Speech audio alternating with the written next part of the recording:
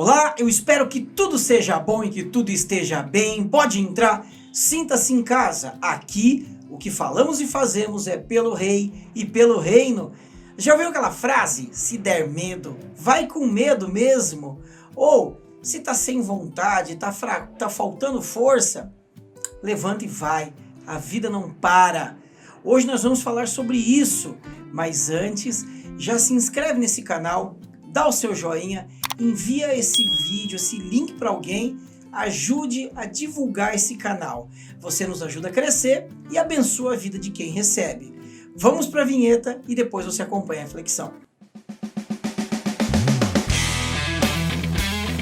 Pelo Rei e pelo Reino. Bíblia na prática.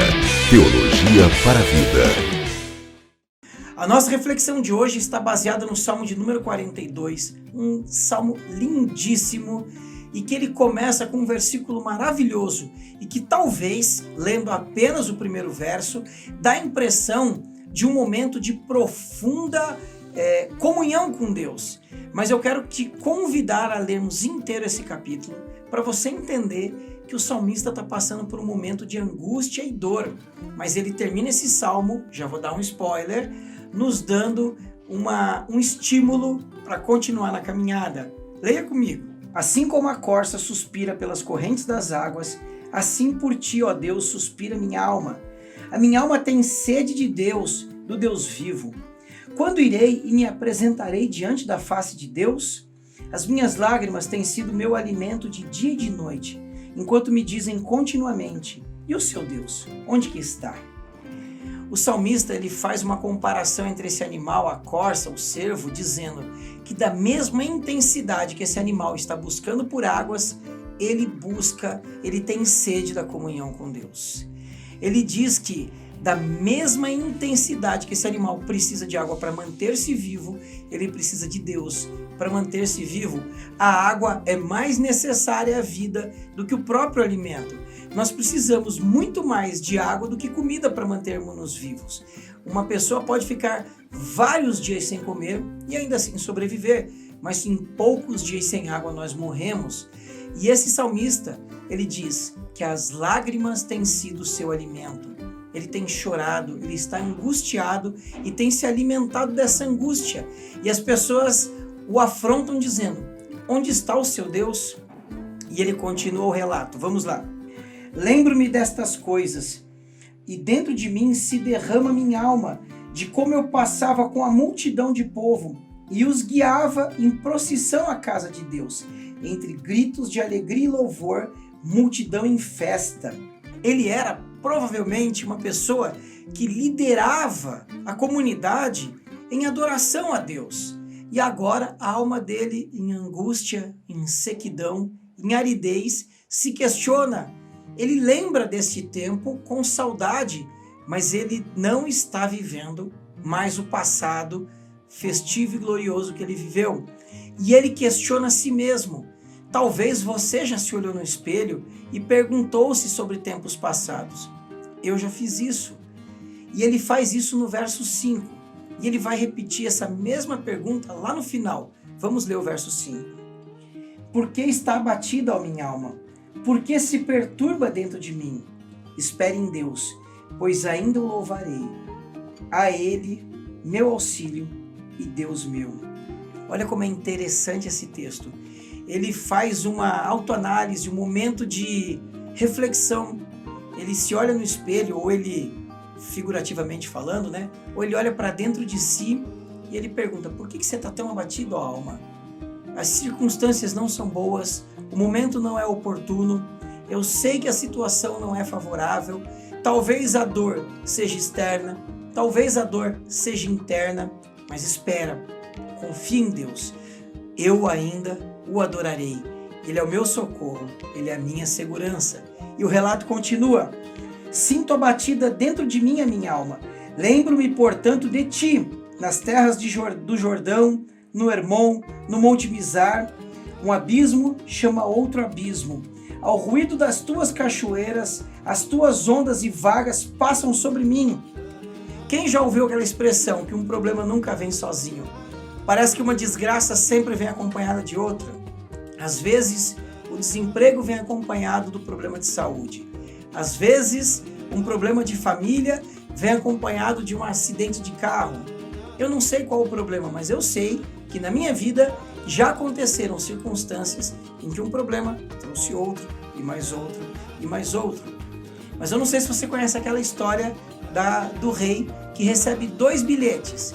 E ele foi orientado a ler um dos bilhetes no pior momento da vida dele e outro bilhete no melhor momento da vida dele. E o bilhete que ele lê no pior momento da vida dele estava escrito: isso passará. E o bilhete que ele lê no melhor momento da vida dele estava escrito: isso passará. A minha avó sempre dizia: não há mal que sempre dure e nem bem que não se acabe. O que eu quero te dizer é: sim, as situações mudam, as circunstâncias mudam. O salmista ele está dizendo que um abismo chamou outro abismo e ele está sim, como se estivesse sendo soterrado por ondas. Mas a alma dele, ainda que abatida, ainda que angustiada, sem esperança, ela entende que precisa resgatar o fiapo de fé que há nele para se apegar em alguma coisa. Vamos continuar na leitura do texto. Contudo, o Senhor durante o dia me concede misericórdia e de noite está comigo o seu cântico, uma oração ao Deus da minha vida. Pergunto a Deus, minha rocha, por que se esqueceste de mim? Por que hei eu de andar lamentando sobre a opressão dos meus inimigos? Os meus ossos se esmigalham quando os meus adversários me insultam, perguntando sem parar: e o seu Deus onde está? Mais uma vez questionam, insultam, envergonham ele. E o seu Deus onde está?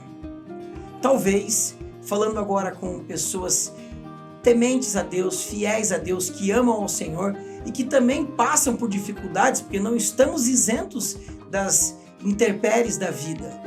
Alguém te fala: ué, mas você segue a Deus e você pegou Covid, na sua família teve morte, você perdeu o emprego, você bateu o seu carro, você, enfim, está em depressão. Coisas ruins acontecem com gente boa, coisas boas acontecem com gente ruim. A vida é assim. A Bíblia nos diz em Mateus 5 que a chuva cai sobre justos e injustos. E o salmista ele é confrontado por diversas pessoas. A alma dele está tão angustiada, tão sofrida, que ele ousa pensar que ele foi esquecido por Deus. Mas ele relembra da pequena oração que ele fez minutos atrás, aqui no texto. A gente não sabe quanto tempo isso passou na vida dele. E ele repete essa oração. E antes de encerrar a leitura, eu quero te estimular a esse comportamento.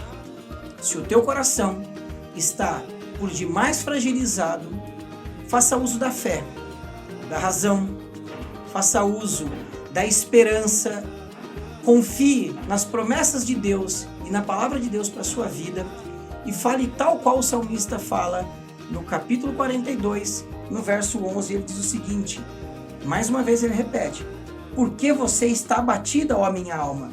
Por que você se perturba dentro de mim? Espere em Deus, pois ainda o louvarei, a Ele, meu auxílio e Deus meu. Ele encerra esse texto triste, tenso e intenso, deixando uma mensagem de esperança.